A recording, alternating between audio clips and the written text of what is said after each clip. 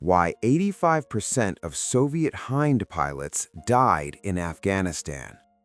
The year is 1980. Imagine you are a Mujahideen fighter hidden in the jagged, dust-choked peaks of the Hindu Kush. The air is silent until you hear it, a low, rhythmic thumping that vibrates in your very bones.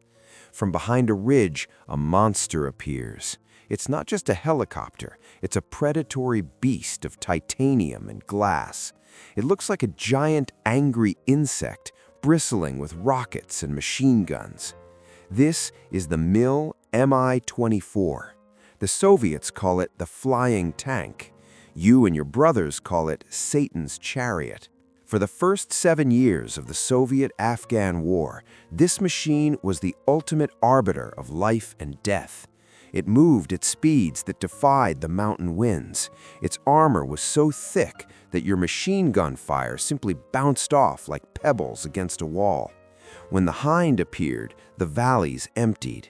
Resistance vanished. To the Soviet Union, it was the symbol of their unstoppable superpower status. To the world, it was the invincible king of the skies. But by 1986, that king would be dethroned.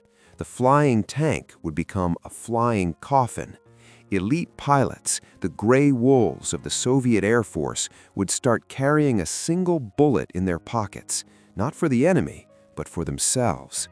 This is the story of how a $35,000 piece of plastic and electronics brought a $240 billion war machine to its knees. This is the story of the Stinger effect. To understand why the fall of the Hind was so shocking, you have to understand how powerful it was. Soviet engineers didn't just build a gunship, they built a hybrid. The Mi-24 was designed to be both a heavy attacker and a troop carrier. It could drop a squad of elite Spetsnaz troops right into the heat of battle and then stay overhead to rain down hell. The pilot sat in a cockpit wrapped in a titanium tub. The glass was bulletproof, capable of shrugging off 23mm anti-aircraft shells, the kind of fire that would shred an American Huey in seconds. It was armed to the teeth, a 4-barreled 12.7mm machine gun in the nose that could turn a mud brick village into dust in a single burst. Under its stubby wings, it carried 57mm rockets and radio-guided missiles. Soviet doctrine was simple: total air dominance. They flew at 3,000 meters, far above the reach of the rebels' old British Enfield rifles or captured heavy machine guns. From that height, the Hind pilots were like gods looking down on ants. They flew with a terrifying swagger. They called themselves the Gray Wolves. They were the elite. They believed they were untouchable. And for a long time, they were. While the Soviets were celebrating their dominance, thousands of miles away in Washington, D.C. and Langley, Virginia, a different kind of plan was being hatched. The CIA was watching the carnage in Afghanistan, and they knew that as long as the Soviets owned the sky, the Mujahideen would eventually be crushed. The solution came in a long rectangular crate. Inside was the FIM-92 Stinger. It was a man-portable air defense system, or MANPADS. Unlike the bulky Soviet-made Strela missiles the rebels had tried before, the Stinger was a masterpiece of Western technology. It was light enough for one man to carry on his shoulder through the mountain passes, but its real secret lay in its brain. The Stinger didn't just look for heat, it looked for signatures. It used a dual sensor head, infrared and ultraviolet. Why does that matter? Because it meant the missile could distinguish between the hot exhaust of a helicopter and the burning magnesium of a flare. For years, Soviet pilots had relied on flares to distract missiles. The Stinger looked at the flare, looked at the helicopter, and said, "I know which one is real." In late 1986, the first batch of Stingers was smuggled across the Pakistani border. The men who received them weren't soldiers. They were farmers, engineers, and students who had been given a 2-hour crash course by the CIA. They were about to change history. The afternoon sun was beating down on the valleys near Jalalabad. A group of Mujahideen fighters lay hidden in the brush near a Soviet airfield. They had been waiting for days. Suddenly, the roar of rotors. A flight of Mi-24 Hinds was coming in for a routine landing. They were low, slow, and confident. They didn't even have their flare dispensers active. Why would they? No one had ever challenged them here. One fighter, a man trained only days before, shouldered the Stinger. He waited for the chirp in his ear, the sound of the missile locking on to the heat of the Hind's twin engines. Whoosh! The missile accelerated to Mach 2.2. The Soviet pilot had no warning. There was no radar alert because the Stinger is a passive seeker. One moment, the pilot was thinking about dinner. The next, a massive explosion tore the tail boom off his aircraft. The $15 million machine spun out of control and slammed into the rocky earth, becoming a pyre of jet fuel and titanium. That day, 3 Stingers were fired. 3 Hinds were destroyed. The report sent back to Moscow was chilling. The flying tank had been killed by a weapon that cost less than a Soviet officer's car. The age of air dominance was over. The arrival of the Stinger created what historians call a tactical paradox. The Soviet pilots were now trapped in a shrinking envelope of death. If they flew high, above 2,000 meters, they were perfect targets for the Stinger. The missile's range was nearly 5,000 meters. The higher you were, the more time the Stinger had to track you against the cold backdrop of the sky. So, the pilots tried to fly low. They began contour flying, hugging the trees and the canyon floors to stay out of the Stinger's sight. But this led them straight into a different trap.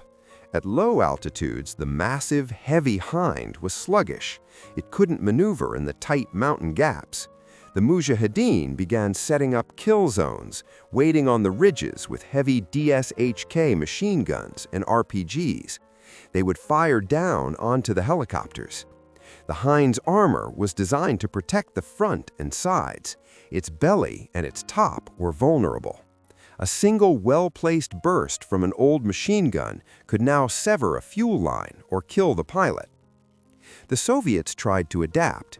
They bolted on massive exhaust suppressors to hide the heat. They added more armor plates, but this only made the helicopters heavier and slower in the thin mountain air. Every fix made the machine harder to fly. The hunters had officially become the hunted. The physical toll of the war was immense, but the psychological toll was worse. The gray wolves were gone. In their place were men who lived in a state of constant, vibrating dread. In the Soviet ready rooms, a dark joke began to circulate. The pilots started calling themselves mandatory Matrosovs. Alexander Matrosov was a famous WW2 hero who threw his body onto a German machine gun to save his comrades. For the Hind pilots after 1986, every takeoff felt like that, a suicidal sacrifice. Letters home from this period describe a shift in ritual. Pilots stopped talking about victory, they only talked about luck. They began carrying their Makarov pistols with a new grim purpose. It was an unspoken rule among the crews: if you are shot down, you save the last bullet for yourself. The fear of capture by the Mujahideen was greater than the fear of death. Rumors of what happened to captured pilots, torture, being skinned alive, or worse, haunted every cockpit. The pilots would rather blow themselves up with a grenade than be taken alive.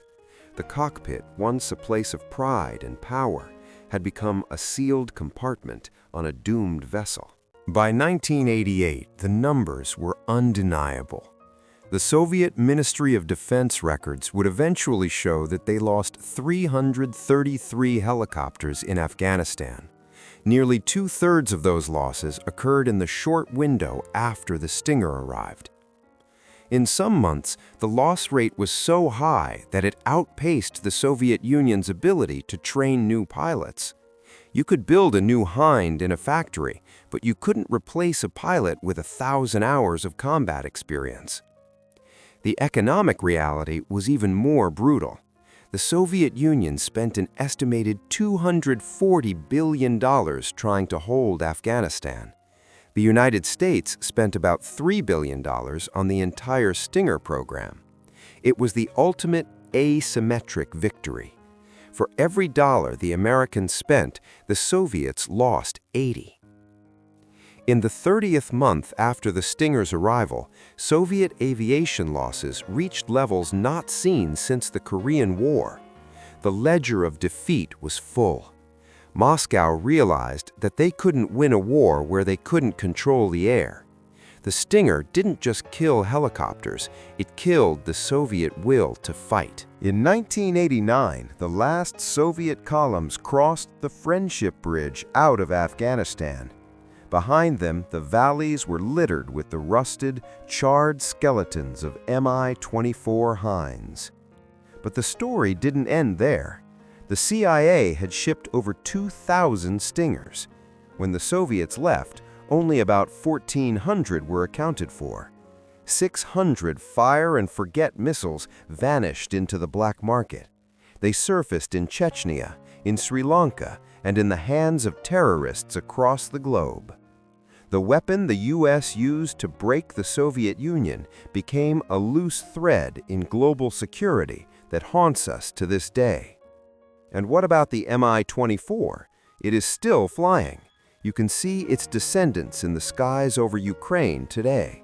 And ironically, the lesson of 1986 is being repeated.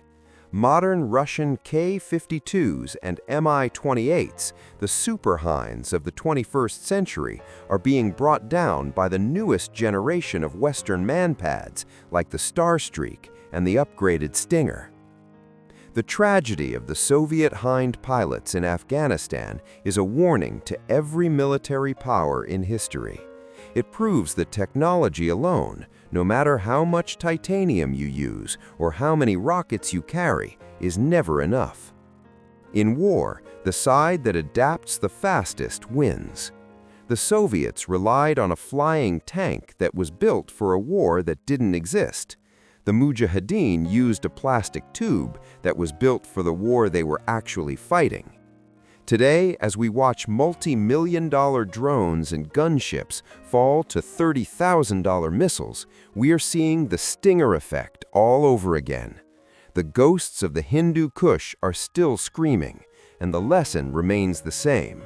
In the mountains, no one is invincible. What do you think? Was the Stinger the single most important factor in the fall of the Soviet Union, or was the war already lost? Let us know in the comments below.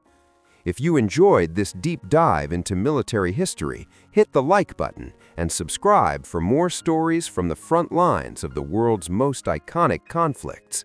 Until next time, keep looking at the skies.